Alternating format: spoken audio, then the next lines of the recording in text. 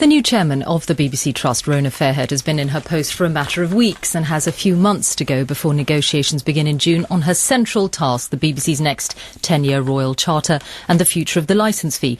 The Culture Secretary, Sajid Javid, has already said alternative funding arrangements will be considered.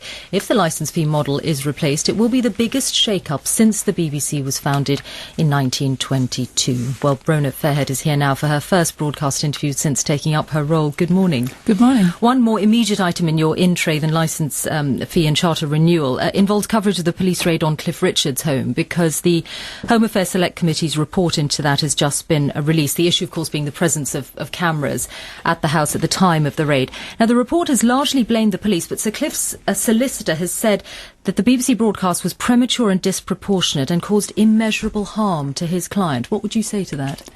And well, clearly I have huge sympathy for anyone, whether they're a celebrity or not, if they are known and publicised to be part of a police investigation, particularly if it doesn't lead to charges. But I have to say this is an editorial decision. It is a matter for the executive.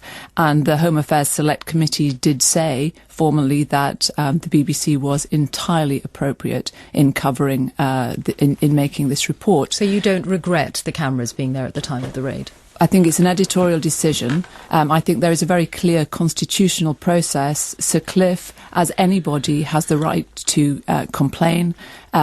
He complains through the executive. That's the process. We in the Trust are the final arbiter of any complaint. And another issue that you're going to have to face in the near future is the review that is underway into non-payment of the licence fee, and particularly the point about whether it should be decriminalised. It's quite striking that the only voices, it seems, in support of it remaining a criminal offence are those at the BBC. Well, I'm very clear that the role of the Trust, and my role principally, is to represent the licence fee payer. I think that means there are 95% of the licence fee payer of the public pay their licence fee. And I think there is a question about, is it appropriate that they subsidise those who choose to use the services but who don't pay for it? I think the law is relatively clear. It's open to a full public inquiry, which I think is appropriate. And I think that we will go through that process. We will participate in that process. There are clear laws. The statute actually explicitly says... You think it's right that people should go to prison? About 50 people do go to prison every year for not paying that licence fee. Does that sit happily with you? It doesn't sit happily. Nobody wants to see anybody go to prison for non-payment of a fine, for non-payment of anything. But I do think you have to look at those people who are subsidising others, because my position as the chairman of the Trust is to represent all licence fee payers, and that's what we'll intend to do. Would you accept, though, that it seems the BBC is losing the argument on this, because the only people that we hear supporting it are voices from within the BBC? As I said, this is a publicly funded institution. My role is to represent all, and I think that the important role that I have in representing the public is to make sure we have a fully independent, a high quality, a good value and a very responsive BBC. And I think that means that we have the funding that we need to make those good quality programmes, because if you ask the public what it is that they want from the BBC, it's those factors, and I will be driven by representing the public. And the estimate of the impact of decriminalisation is that it would lose about £200 million in revenue, which is a significant amount. How would you make up for that money?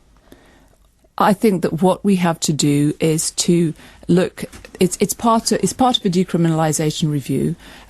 I don't think we should go down that route. I think you're prejudicing this review, and I think that has been called for by the Secretary of State, and we will participate fully. But the point about how you would make up for that revenue also feeds into the larger question of the BBC licence fee, which you will be leading the negotiations on when they begin next June. Since you've been at this organisation, do you look around and think, why are we doing that? Do you think that there are services the BBC provides which perhaps it shouldn't?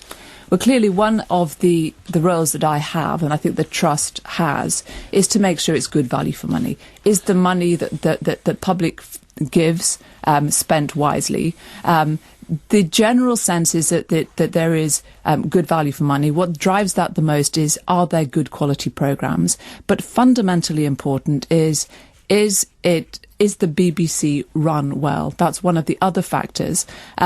I think a lot has been done by the executive. I think the Trust has been pushing to make sure that efficiency takes place, that it's appropriate, that the compensation, the way that it's managed, is done effectively, and I think that will be pushing. And if I look at my own background, I have a commercial background, and I think that culture of making sure that you are spending the money in the most efficient way, and I know this is the public's money, so you're spending other people's money. It's more important. But you said in your select committee hearing that you might consider a subscription model where you have a core licence fee and then you have some services you have to pay for. So what do you consider a non-core service? If you look at the totality of what I said was that I thought that the licence fee was I went in with a very strong assumption that the licence fee was the most appropriate.